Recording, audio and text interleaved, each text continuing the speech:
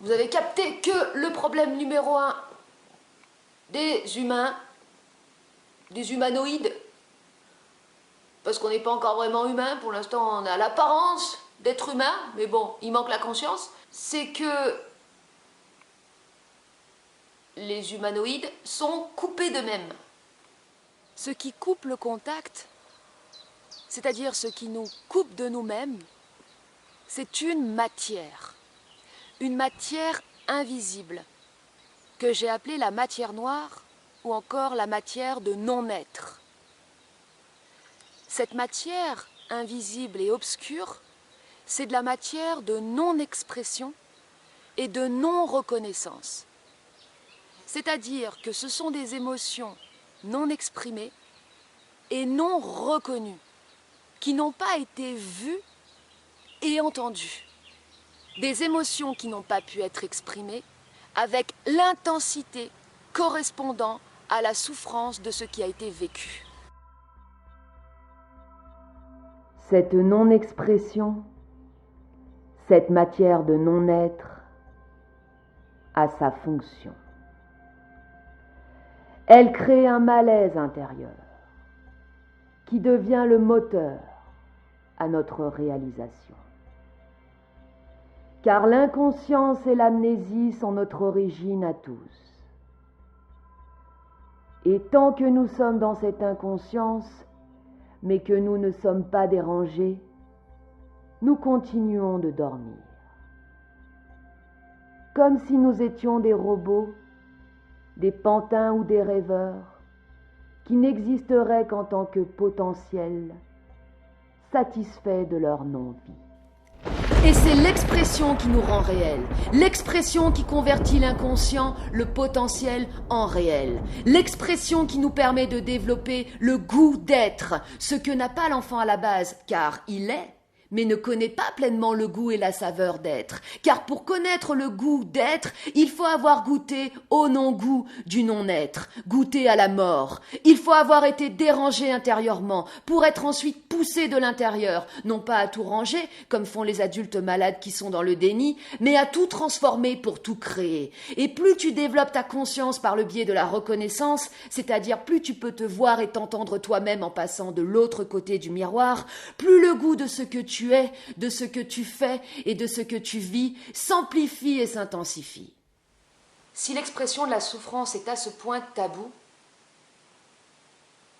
c'est que la souffrance ressemble en tout point, dans son mode de fonctionnement, au plaisir.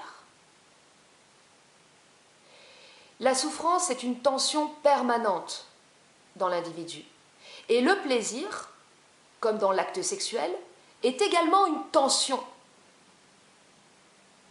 qui se détend lorsqu'il atteint son point paroxystique au travers de l'orgasme. Et pour la souffrance, c'est exactement pareil. Tant que l'expression de la souffrance n'a pas atteint son point paroxystique d'expression, elle ne peut pas se dissoudre, se détendre. D'où l'importance d'exprimer la souffrance à la hauteur de l'intensité correspondant à ce qui a été subi. Cette matière de non-être et de non-expression s'est introduite en nous du fait que nous n'avons pas été considérés en tant qu'êtres sensibles, mais en tant que choses, en tant qu'objets. C'est le fait d'avoir été considérés en tant qu'objets qui nous a introduit en nous cette matière de non-être. L'expérience de la vie, c'est l'expérience d'un trauma, et donc forcément ça induit un oubli, une amnésie, une coupure. Donc, pour parer à ce problème mondial et millénaire, j'ai établi un protocole. Et ce n'est pas un protocole sanitaire, c'est un protocole vibratoire. C'est un protocole qui permet d'entrer en contact vibratoire, c'est-à-dire sonore, par le biais de la parole, avec son être, avec soi-même, avec son soi authentique. Ce que j'appelle le SMOI, un mélange de soi et de moi, le SMOI. Concrètement, Parce que les Français veulent savoir, Monsieur le Président. Concrètement, qu'est-ce que vous voulez dire? Concrètement, ça veut dire que tu vas parler à une caméra, que tu vas t'enregistrer en train de parler. Parler comment? Parler de manière spontanée, non réfléchie, directe. Parler avec sincérité, c'est-à-dire transparence vis-à-vis de ce que tu ressens intérieurement. Ensuite, quand tu vas pouvoir te regarder, te voir et t'entendre, tu pourras passer de l'autre côté du miroir. Et plus tu vas faire ça, plus ce qui te coupe de toi-même, c'est-à-dire la distance qui te sépare entre ce que tu perçois de toi depuis l'intérieur et ce que tu perçois de toi depuis l'extérieur, va se réduire jusqu'à s'annuler. Tant que tu n'es pas reconnecté à toi-même, à ton être, tu passes ton temps à te demander qui tu es. Qui suis-je? Tant que tu te poses la question de savoir qui tu es, c'est que tu n'es pas. Il n'y a que le personnage pour se poser des questions identitaires, des questions d'identification. C'est sans fin. L'être, il se contente d'être, donc il s'en fout de savoir qui il est.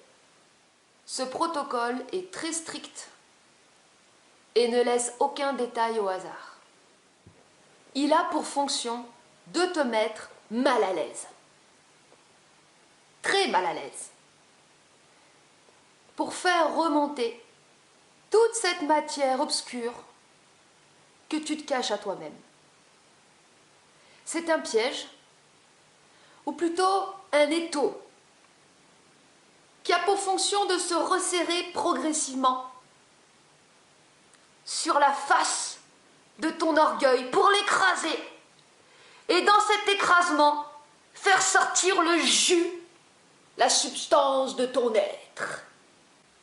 Donc c'est un protocole qui a pour fonction de détruire le mensonge, de détruire l'artifice, pour ne plus lui laisser aucune place. La technologie, c'est à double tranchant. Tout ce qui a trait à l'image et au son et à la manière d'enregistrer cela. Soit ça peut te servir pour te desservir, c'est-à-dire pour servir ton illusion, ton personnage, soit ça peut te servir pour prendre contact avec toi-même, pour développer de la conscience. Parce que la conscience se développe toujours par rapport à. C'est-à-dire qu'il faut un point de référence. Pour développer une conscience de toi-même, tu as besoin de devenir ta propre référence. Tu as besoin de te voir et de t'entendre. Tant que tu ne peux pas te voir et t'entendre, tu ne peux pas te voir depuis l'extérieur. Et tant que tu ne peux pas te voir depuis l'extérieur, tu ne peux pas avoir de conscience de toi-même. Pour avoir une conscience de soi, il faut pouvoir sortir de soi. Sortir pour se regarder et s'écouter. C'est hyper simple. Lorsque tu te vois et tu t'entends, tu peux te reconnaître concrètement puisque tu te vois et tu t'entends. Donc, tu n'as plus de questions identitaires. Car les questions identitaires sont liées au non-être. Et pour la souffrance, c'est pareil. Il ne suffit pas d'exprimer sa souffrance. Encore faut-il pouvoir la voir et l'entendre, la reconnaître. Car lorsqu'elle est reconnue, elle n'a plus besoin de se manifester. Elle se manifeste tant qu'elle n'est pas reconnue. Quand tu as perdu le contact avec une personne que tu n'as pas vue depuis très longtemps, qu'est-ce que tu fais? Tu cherches son numéro de téléphone et tu cherches à la joindre pour lui parler. Et bien avec soi-même, c'est pareil. Quand tu es coupé de toi-même, c'est en te parlant que tu vas reprendre contact avec toi. Les gens détestent leur voix. Ils détestent entendre leur voix. Pourquoi? Parce qu'il y a un décalage entre la manière dont tu entends ta voix depuis l'intérieur et la manière dont tu l'entends depuis l'extérieur. Pourquoi il y a ce décalage? Parce qu'il y a la subjectivité. Il y a la matière traumatique qui déforme la perception. Exactement comme quand tu chantes sur une chanson et que tu es persuadé de chanter juste, et après, quand tu te réécoutes, tu réalises qu'en fait, tu chantais super faux. Mais toi, tu ne l'avais pas entendu. Ce qui est gênant quand tu t'écoutes, c'est que tu entends dans ta vibration des interférences, des grésillements. Tu ne reconnais pas ta voix. Pourquoi tu ne la reconnais pas? Parce que il y a à l'intérieur de toi une petite fille ou un petit garçon prisonnier avec sa souffrance, qui n'a jamais été entendu, qui n'a jamais été reconnu, et qui vient justement créer ces modifications. Mais ça, comme on ne veut pas l'entendre, comme on se le cache à soi-même, quand on s'écoute depuis l'intérieur, on ne l'entend pas, ça. Moi, des fois, j'écoute des personnes très respectables, des médecins, des conférenciers, mais j'écoute pas ce qu'ils disent, ce qu'ils transmettent comme information. J'écoute la souffrance qui est en eux, qui modifie leur voix et même leur comportement, sans qu'ils en aient conscience. Parce qu'eux, ils sont focalisés sur ce qu'ils disent, mais ils n'ont pas conscience de ce qu'il y a en eux. C'est ça qui, en tant que tel, est gênant. Donc, la fonction de ce dispositif, c'est justement de réduire l'écart jusqu'à l'annuler totalement entre la manière dont tu te perçois depuis l'intérieur et la manière dont tu te perçois depuis l'extérieur. Et finalement, la conscience, c'est ce phénomène de réunion, de reconnexion de ces deux perceptions-là. Tant qu'il n'y a pas cette reconnexion entre la manière dont tu te perçois depuis l'intérieur et la manière dont tu es perçu depuis l'extérieur, il y aura toujours un malaise qui subsiste en toi parce que tu auras toujours peur d'être jugé par l'extérieur. En fait, c'est simplement ton propre jugement qui sera ravivé au contact des autres. Pour les personnes qui suivent cette chaîne depuis un moment, vous m'avez déjà entendu parler du protocole, mais je n'avais pas encore fait de vidéo synthétique où je détaille en une seule vidéo le mode de fonctionnement. Ce protocole, il s'inscrit dans un programme que j'ai conçu, qui s'appelle le Grand Saut, et qui va permettre à toutes les personnes qui vont le suivre de faire un grand saut dans le vide pour se jeter dans l'eau de la parole.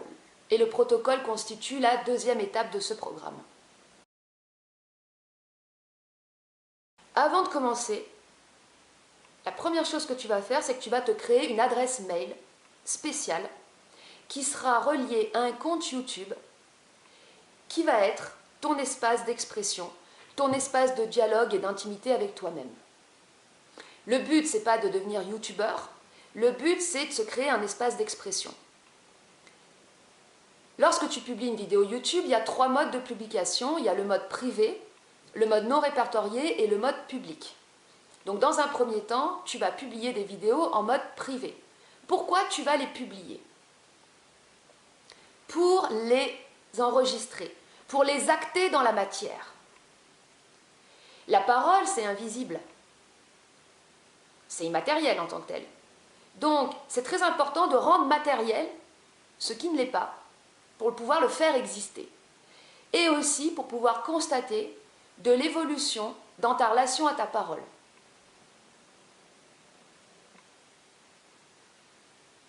Pour créer ton adresse mail, tu vas choisir ton prénom et minimum la première lettre de ton nom.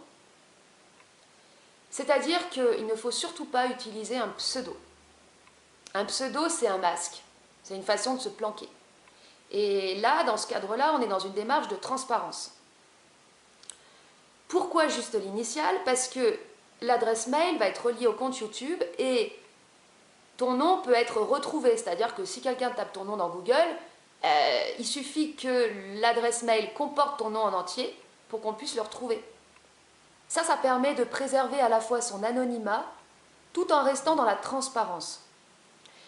C'est aussi très important de bien faire une séparation entre ton espace personnel d'expression et ta vie sociale.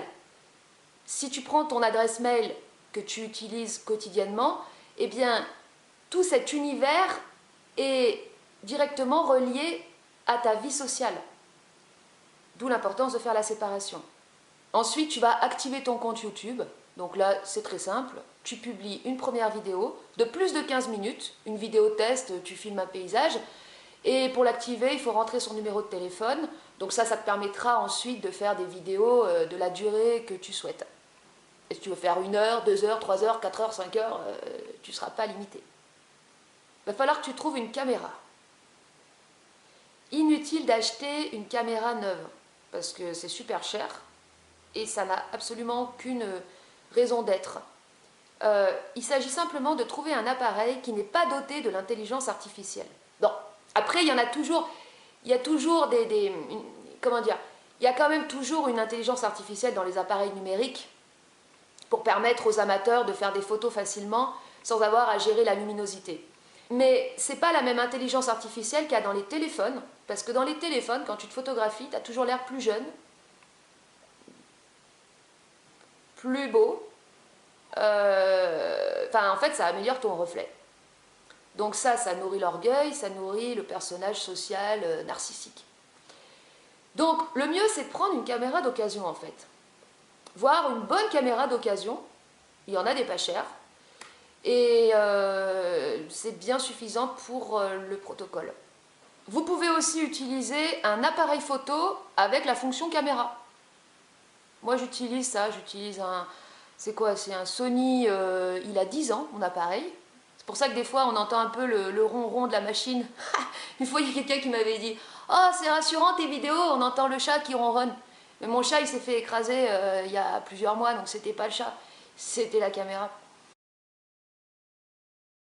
Pour ta première vidéo, tu vas placer une caméra face à toi, sans avoir de retour image sur toi. Parce que sinon ton comportement est influencé par ton reflet. Pour la préparation, justement tu ne vas pas te préparer.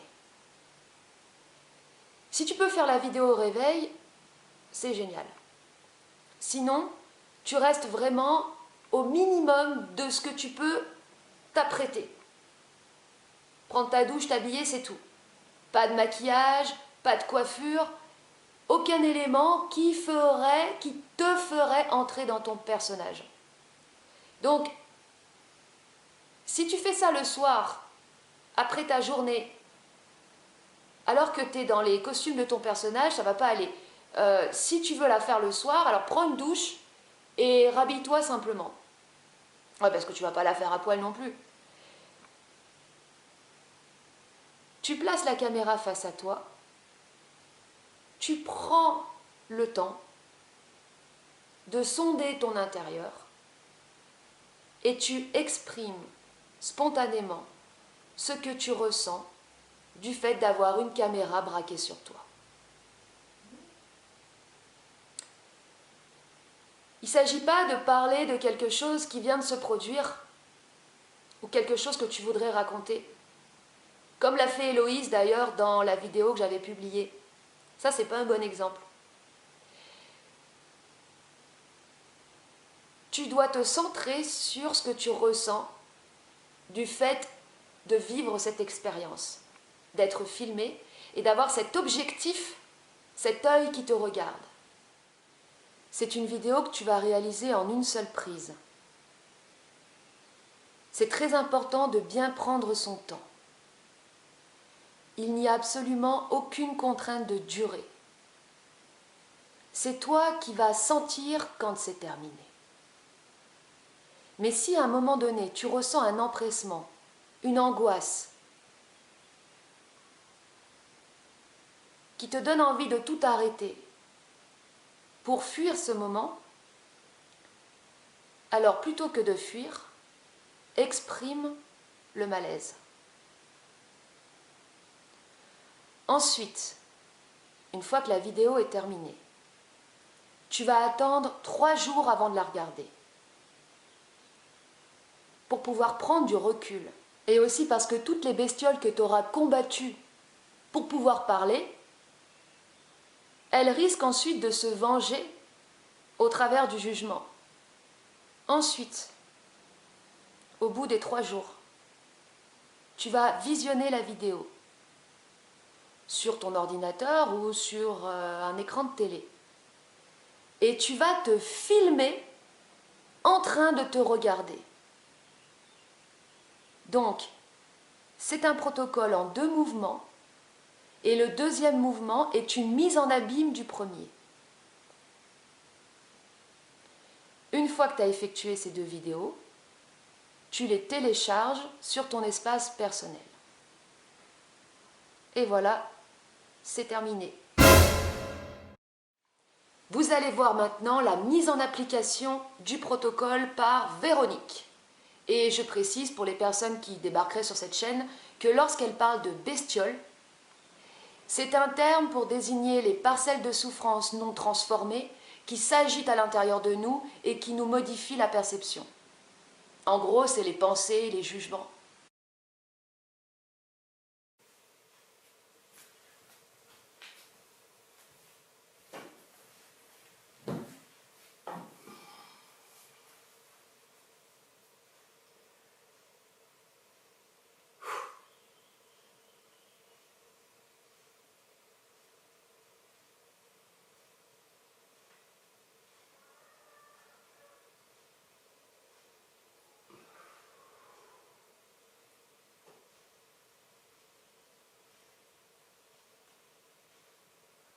Alors, ce que je ressens,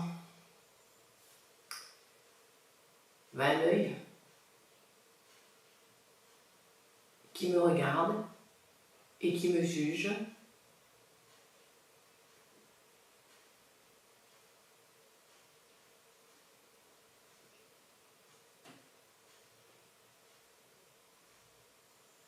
Alors, toutes les bestioles qui parlent, elles veulent toutes prendre la parole. Trop ceci, trop cela, pas assez.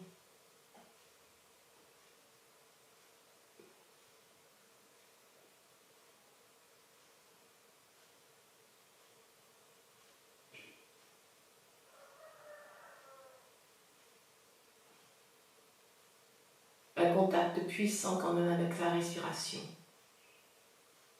La respiration devient ventrale.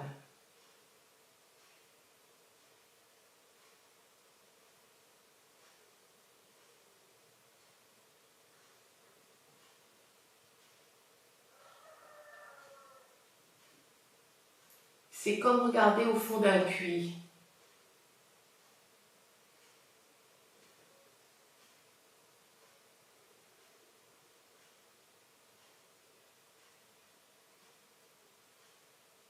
Sans bouger.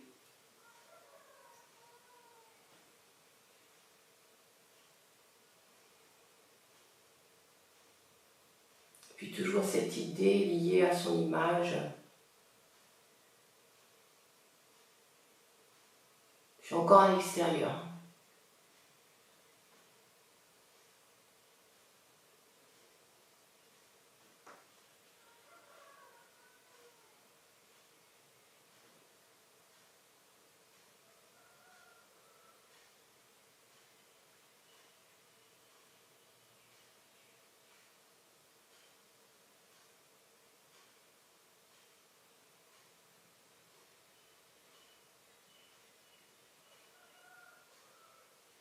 Curieusement,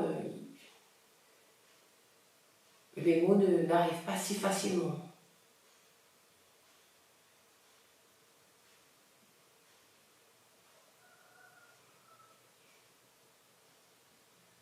C'est comme si on sortait du monde des mots justement.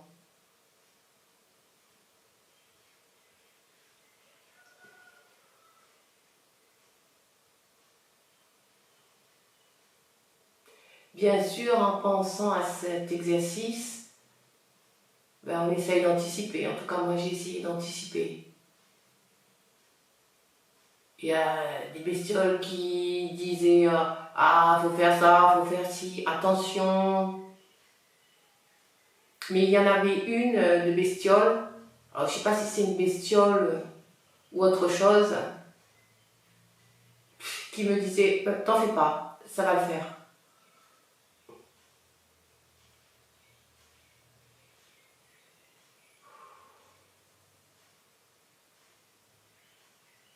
Avoir honte de son image.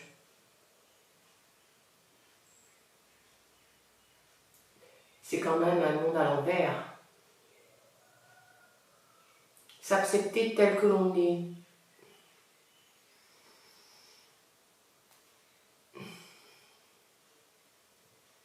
S'accepter tel que l'on est, peut-être, N-A-I-T. Moi qui aime bien les jeux de mots en général.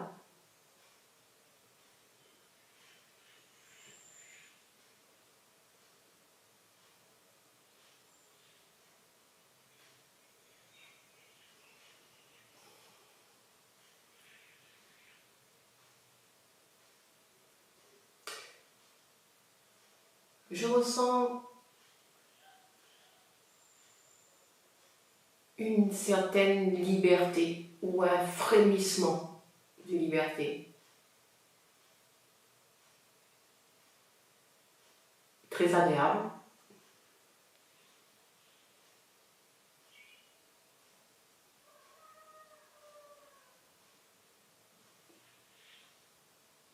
Au-dessus de ce puits, justement. Au bord de la liberté.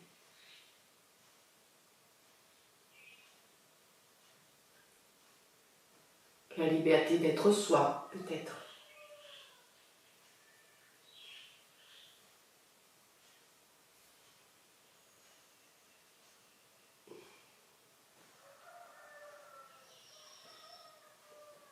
Alors je ressens aussi,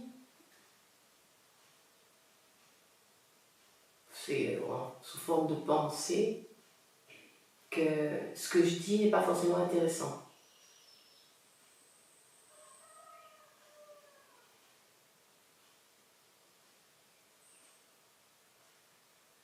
Mais j'entends une petite voix qui me dit mais non, mais non.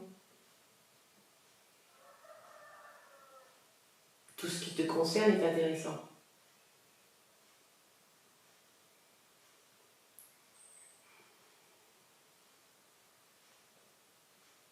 Ça se passe au niveau du ventre, hein, ça remue quand même.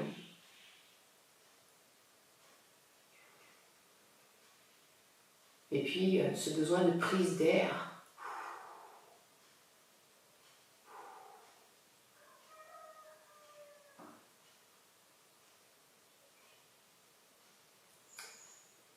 Toute la partie arrière de mon dos est complètement figée.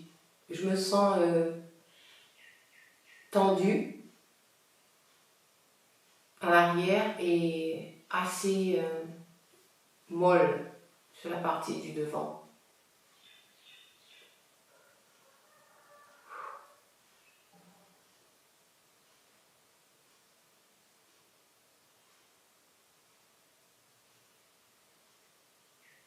Par moments, le silence est agréable. J'ai plus envie de parler.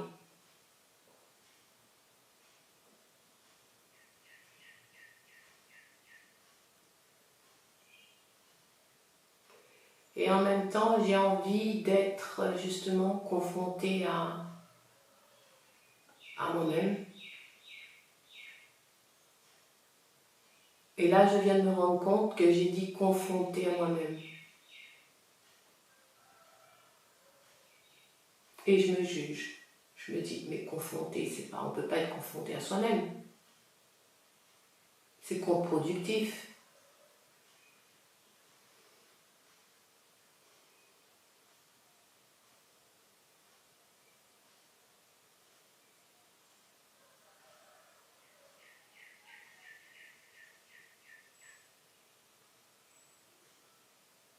J'entends le battement de mon cœur et je me dis,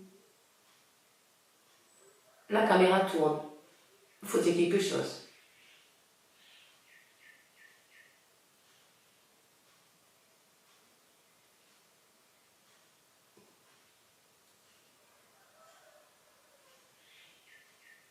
Rien ne me vient vraiment à l'esprit.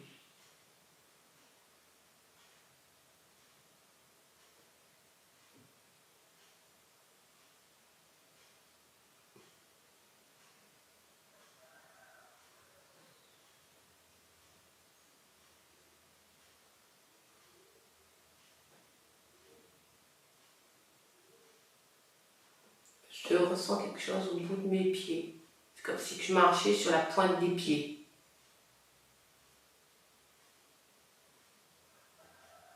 Comme sur un fil. En même temps, c'est une sensation agréable et en même temps, on sent qu'on peut tomber.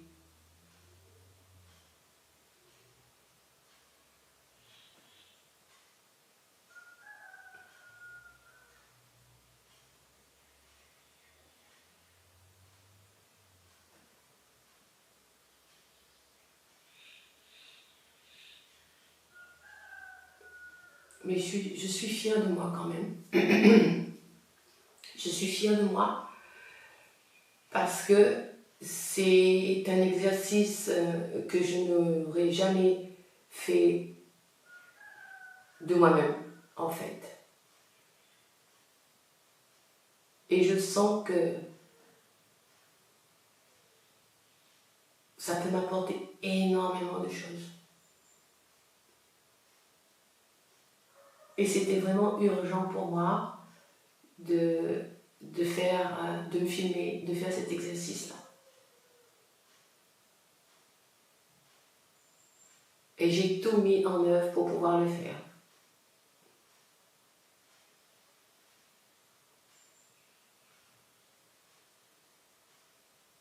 Et franchement, j'ai vraiment un sentiment de fierté. De fierté.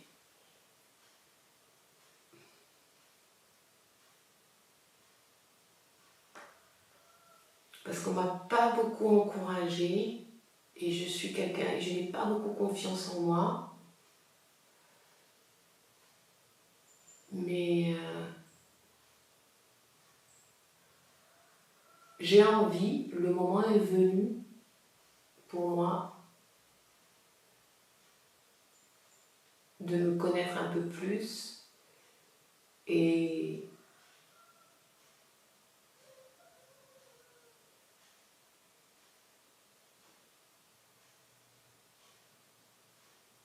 pas de me connaître un peu plus, non. De me connaître tout court.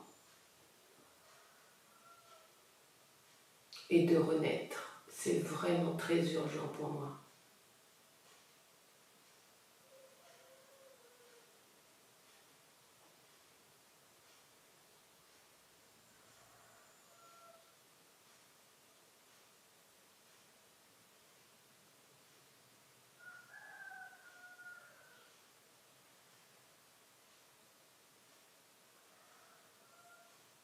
J'ai longtemps été où je me suis comportée comme une personne invisible. Je voyais les autres, mais pour moi, les autres ne me voyaient pas. Et je me complaisais dans cette posture-là. Mais en même temps, ça crée un peu de frustration. En fait, je n'arrivais pas à être moi-même, à exprimer ce que je pensais. Et ça, c'était plus facile pour moi d'être observatrice plutôt que actrice, être dans l'action, être spectatrice. Et du coup, j'étais spectatrice de ma vie aussi.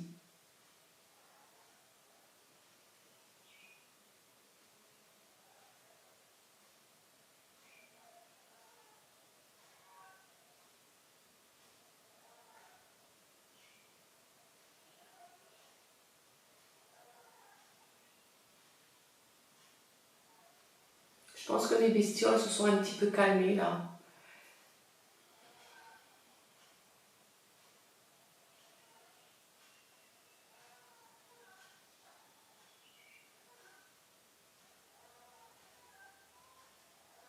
sens comme un petit bourdonnement à l'arrière des oreilles.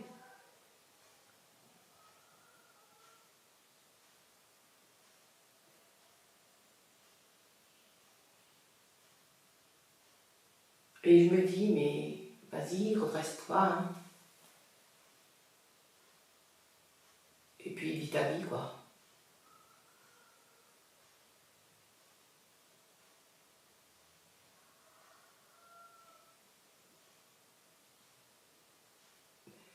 J'ai souvent pensé à mon lit de mort. Et je sais que quand je pensais à moi sur mon lit de mort, je me suis dit, il faut pas qu'il y ait de regrets, en fait. Et c'est vrai que c'est maintenant, ici et maintenant.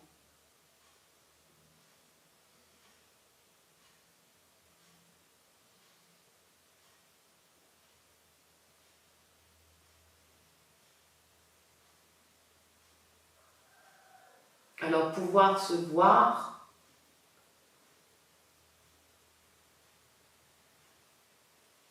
déjà je pense que c'est un premier pas.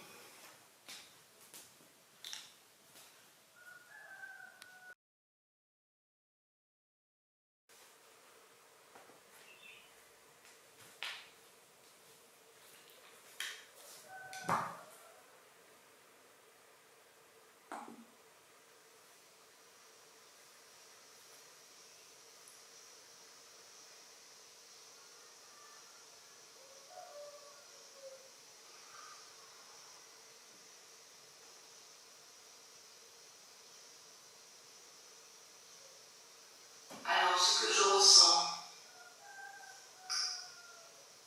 un œil qui me regarde et qui me juge.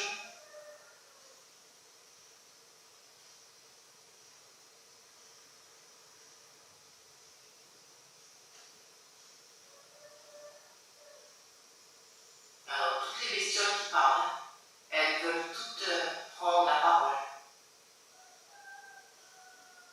Trop ceci, trop cela, pas assez.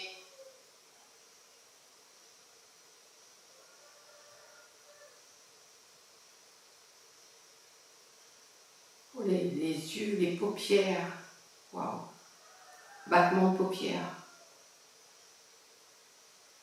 Un contact puissant quand même avec la respiration. La respiration vient ventrale.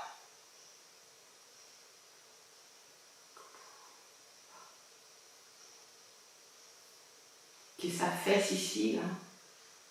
Waouh. C'est comme regarder au fond d'un puits.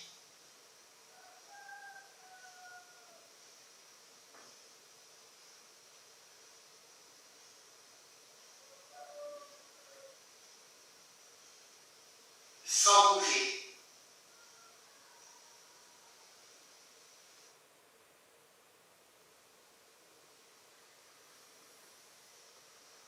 Puis toujours cette idée liée à son image. Je suis encore à l'extérieur.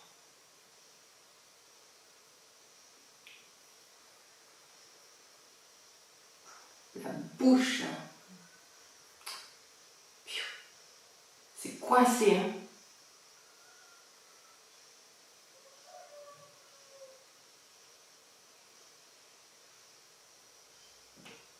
Puis c'est au bout de ma vie, hein.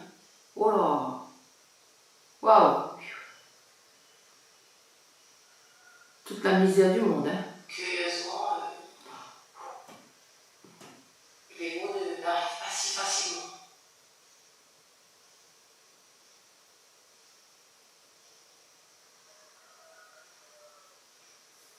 sent bien mon accent aussi. C'est comme si on sortait du monde des mots, justement.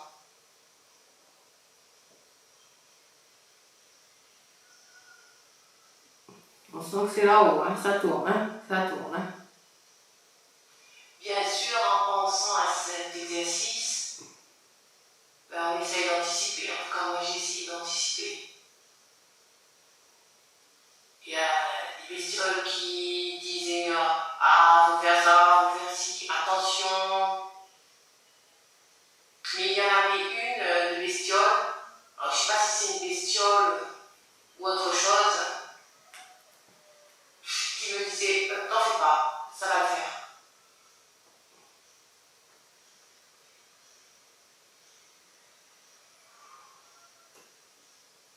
À la respiration aussi, le souffle coupé.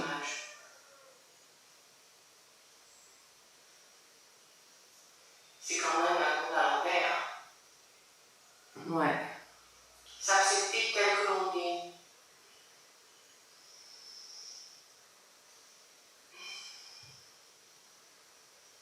S'accepter tel que l'on est, peut-être, est arrêté. Beaucoup dans les beaucoup de l'orgueil encore là.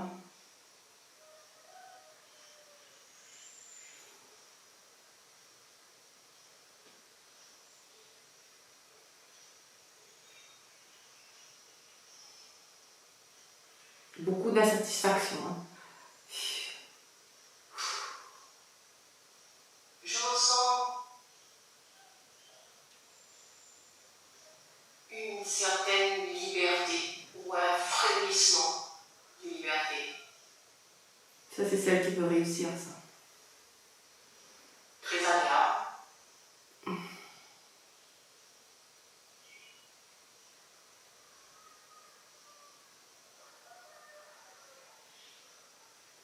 Au-dessus de ce puits, justement. Au bord. Voilà, je suis trop dans les mots. Trop. Trop de mots. Trop de mots, Véronique, trop de mots. La liberté d'être soi, peut-être.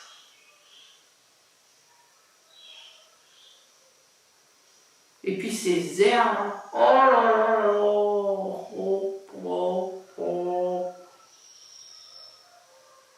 Alors, je ressens aussi,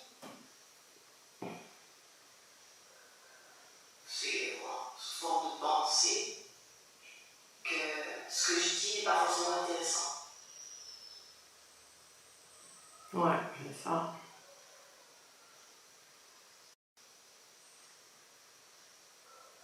Mais j'entends une petite voix qui me dit mais non. Tout ce qui te concerne est intéressant.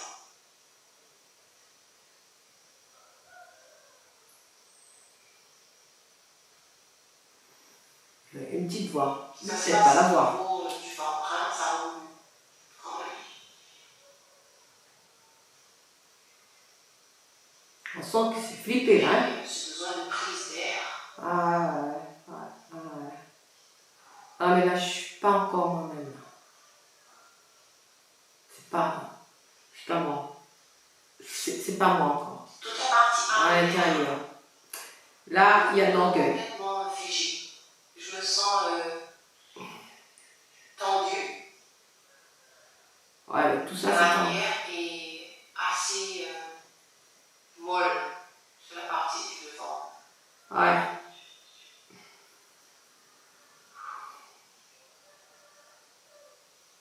Faut se plier, se refermer. Comme une huître. Rigide à l'extérieur. Pof. Par moments, le silence est agréable. J'ai eu envie de parler. Ouais. Ça, c'est souvent le cas. Quand on... Et en même temps, j'ai envie d'être justement confrontée à moi-même. Et là, je viens de me rendre compte que j'ai dit confrontée à moi-même. analyse trop. Et T'analyses trop, cocotte. je me dis, mais confronter, c'est pas, on peut pas être confronté à soi-même.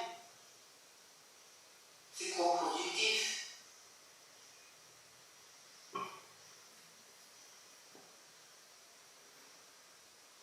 Bon, t'es dépité.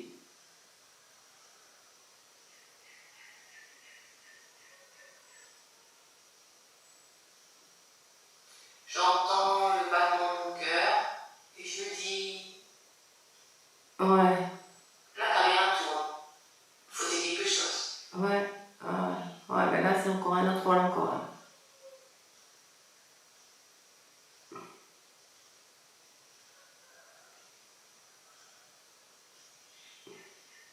Rien ne me vient vraiment à l'esprit.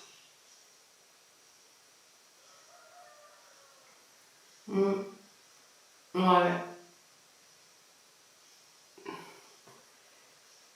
Rien ne me vient vraiment à l'esprit. C'est dur hein, d'être avec soi-même. Enfin, c'est pas évident, c'est pas naturel. Je ressens quelque chose au niveau de mes pieds, comme si je marchais sur la pointe des pieds. Ouais, ben ça, c'est sûr que t'as pas envie de te faire remarquer. Hein. En même temps, c'est une sensation agréable et en même temps, on sent qu'on peut tomber. T'es antipathique, hein? Oula! On n'a pas envie d'aller vers toi, ça c'est sûr.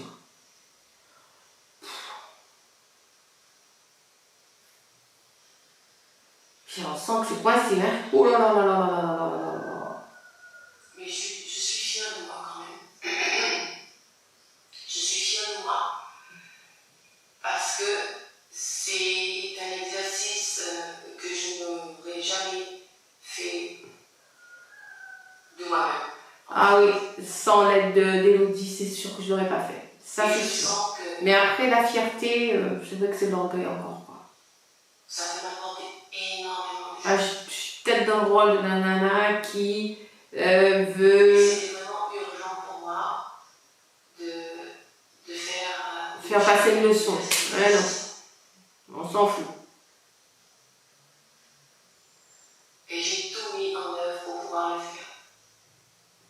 Ça, c'est vrai que c'était très urgent pour moi. Mais vraiment, c'est-à-dire urgent dans le sens Franchement, j'ai vraiment un sentiment que de fierté. de penser qu'à ça, je mets un instant sur pause.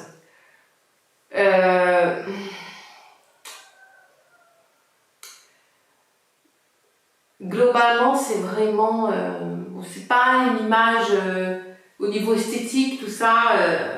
C'est sûr que, en tout cas, si je me réfère au canon entre guillemets, bon, je suis pas encore, je suis pas en admiration devant moi. Hein. Je vois tous mes défauts, les yeux qui papillonnent, la bouche toujours qui fait la gueule ou qui va vers le bas. On sent que tout va vers le bas. Hein. Pouf, pouf, pouf, pouf, pouf, pouf. Mais intérieurement, j'ai l'impression de ne pas ressembler à ça intérieurement en fait. C'est-à-dire que je me reconnais, mais on dirait que c'est pas moi. On dirait qu'à l'intérieur, c'est un petit peu plus souple, un petit peu plus... je sais pas, j'ai envie de dire, déjà à l'intérieur, je me sens peut-être plus jeune. Il y a une partie de moi qui me sent plus jeune, c'est ce que je me regarde, c'est mon image. Une partie plus jeune, et que ça colle pas avec ce que je vois, mais après, bon, c'est vrai qu'on dit souvent que ce qui est extérieur, ça reflète la beauté intérieure, mais c'est quelque chose qui est abîmé, qui est coincé, qui est rigide, qui est pesé, qui est empêché, je sais pas, mais voilà, c'est vrai qu'on a envie de dire, de libérer tout ça, hein, de dire mais il n'y a pas besoin.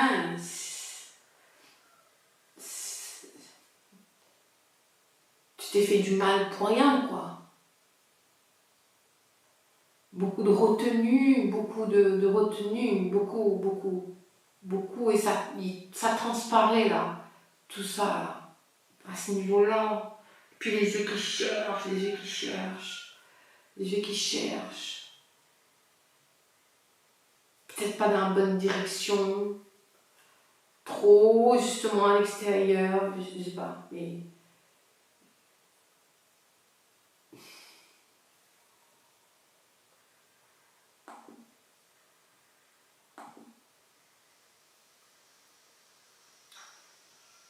Parce qu'on m'a pas beaucoup encouragée et je suis quelqu'un et je n'ai pas beaucoup confiance en moi. D'ailleurs, je regarde pas du tout la caméra, Mais pas beaucoup. j'ai envie, le moment est venu pour moi de me connaître un peu plus et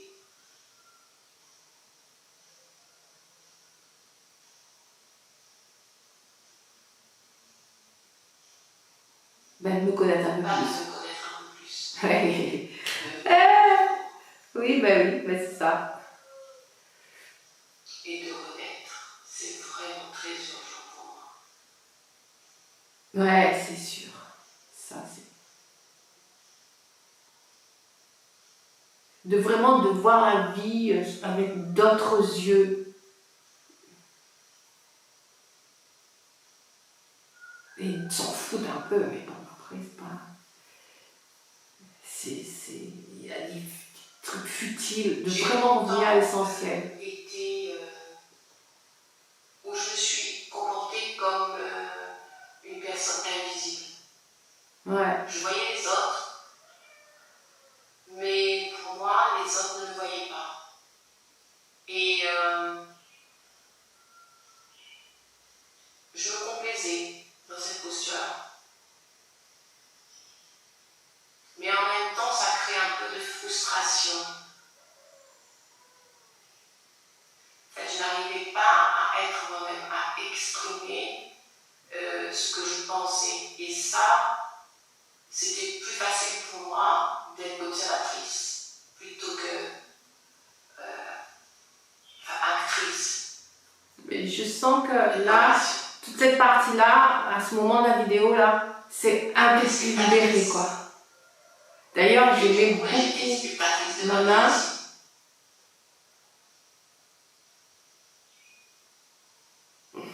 On sent que ça, la fin, là, c'est un peu plus souple.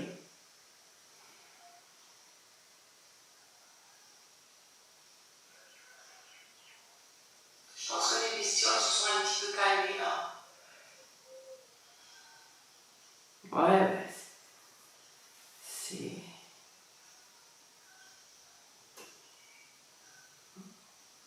On les voit un petit peu plus, hein, c'est sûr. Je sens quand même un petit bourdonnement à l'arrière des oreilles.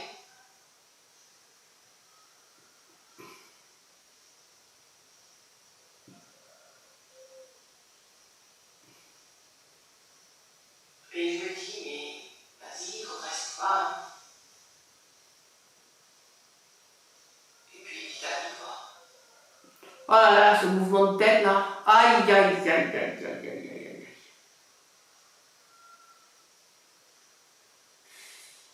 C'est un mélange de J'ai bestioles. souvent pensé à mon lit mort. Ouais. Et je sais que quand je pensais à moi sur mon lit mort, je me suis dit, il faut pas qu'il y ait de regret. En fait. Ouais. Et c'est vrai que c'est maintenant, ici et maintenant. C'est pas de regret dans le sens que il y a des choses à faire dans cette vie-là. En tout cas, dans cette incarnation-là. Et c'est vrai que ça rejoint cette histoire d'urgence pour moi. Et que le temps passe, les années passent, et on se dit, mais c'est pas possible de passer à côté comme ça, pas de sa vie, mais de pas vivre pleinement les choses. Donc,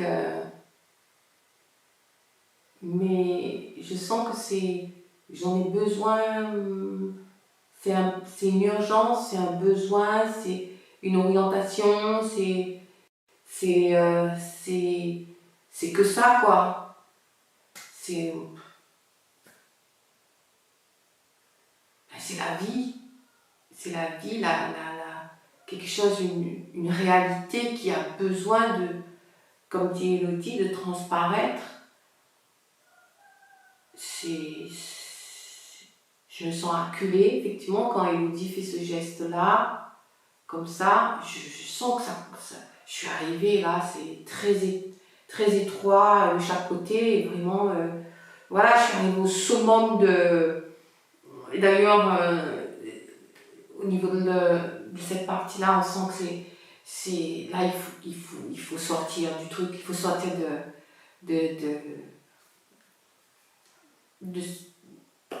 ou alors il faut l'assimiler.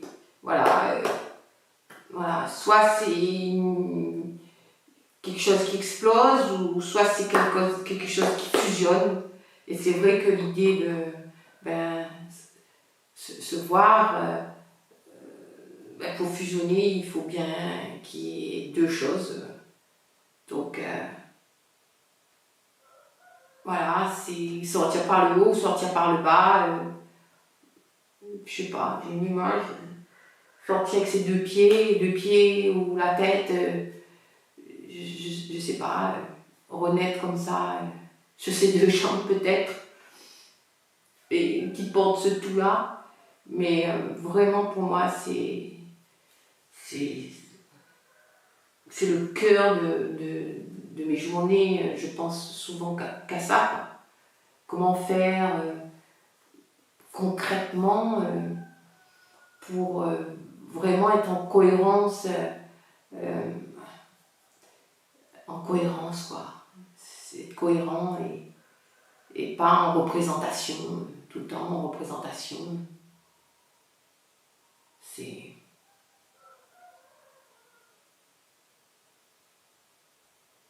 devenu une évidence, quoi. Et en passant par cette case de se regarder,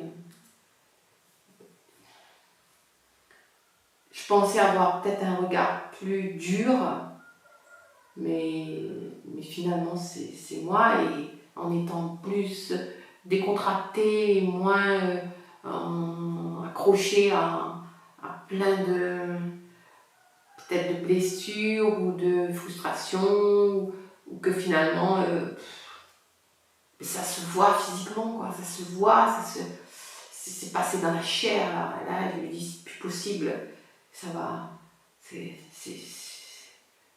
en train, comme dit Elodie, de m'étouffer. Vraiment.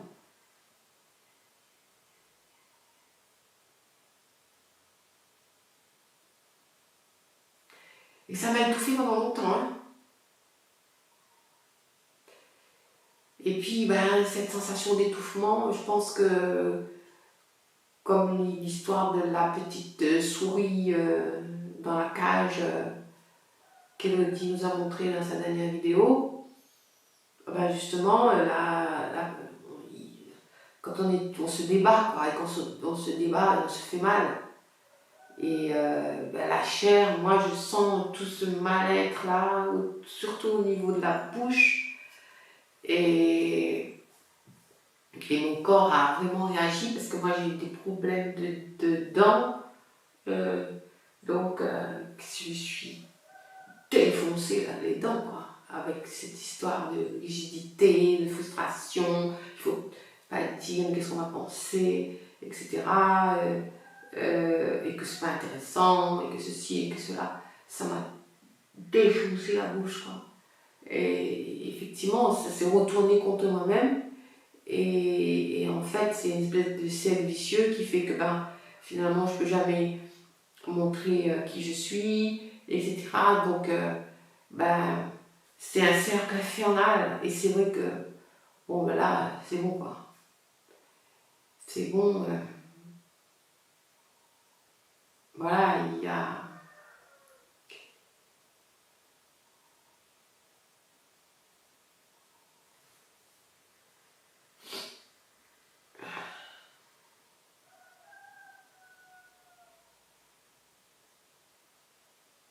Voilà, ça a touché le bas, quoi. Voilà. Alors, soit tu rentres dans la terre, hein,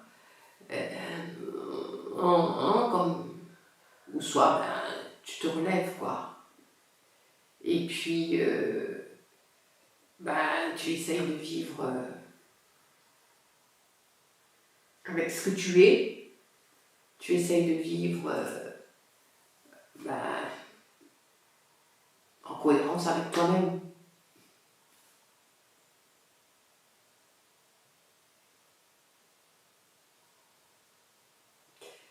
De toute façon, tu es là.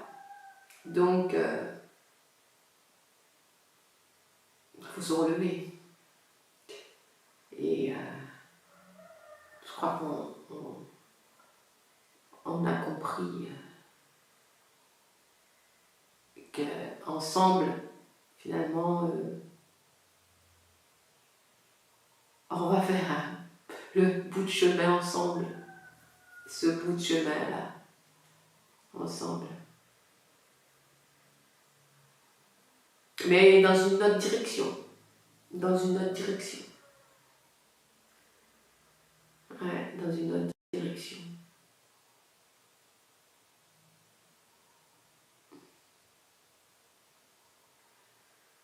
C'est vraiment ma matière, hein, mon corps qui avait cette sensation, même si les deux sont liés, mais ça transparaît, cet étouffement-là, ça. Et puis, je prends beaucoup prise d'air, on sent que c'est à bout de souffle, donc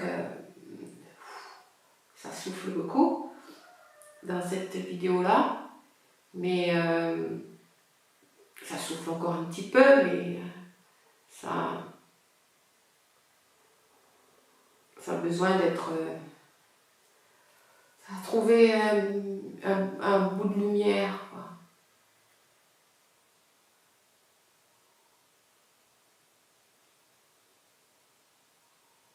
Mais globalement, là, c'est un personnage accablé,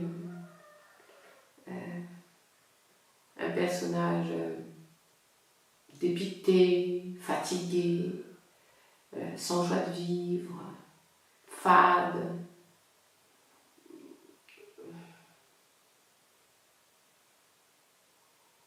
Pas lumineux du tout. Pas lumineux du tout.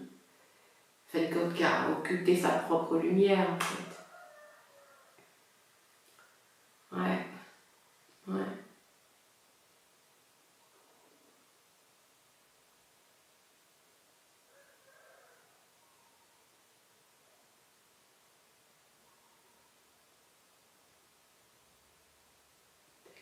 Et qui s'est transformé vraiment comme en agressivité.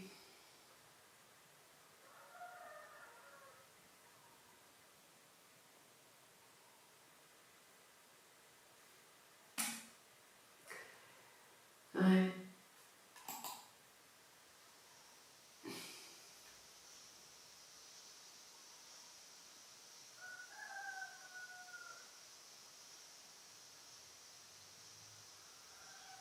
Alors, pouvoir se voir,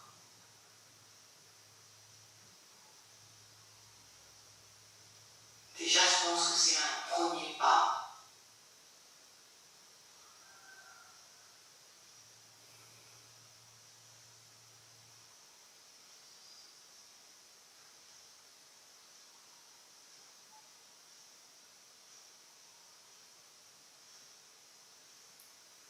Ouais, c'est oui, un premier pas, oui. Une réconciliation, c'est Enfin, je le vois comme ça, parce que déjà, pour moi, me voir, c'est... Enfin, c'était... oh là, j'avais peur, je flippais, quelle image je renvoie.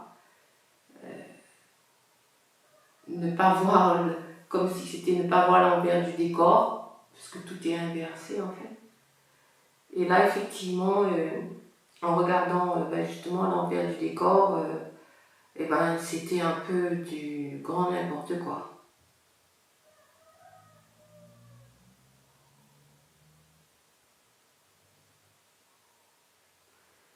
C'était un peu du grand n'importe quoi.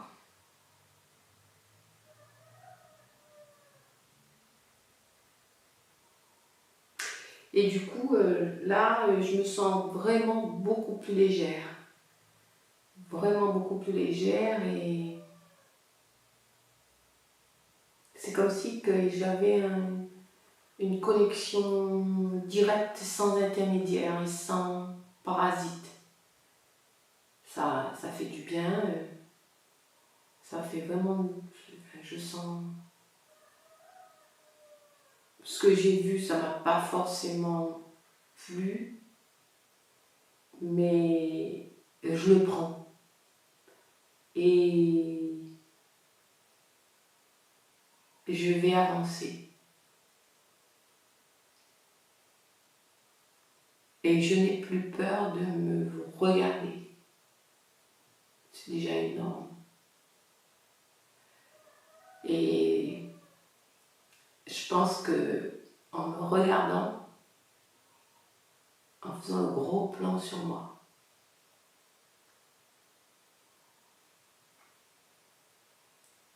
eh ben, je me trouve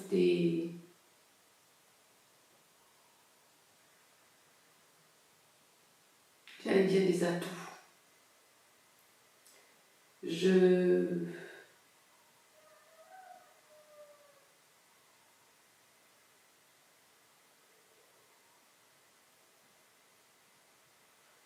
suis avec moi.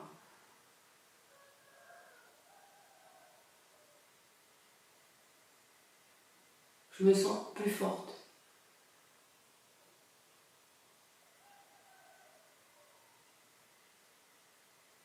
Pas plus forte dans le sens par rapport à l'autre, mais plus forte pour comprendre et pour vivre mieux en fait. Pour vivre mieux.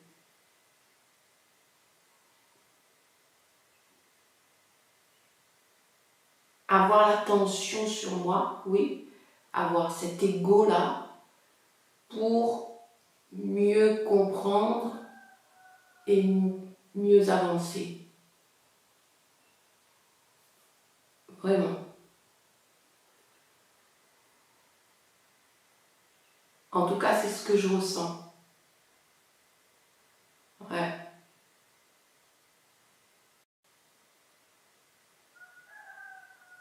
C'est ce que je ressens. Voilà.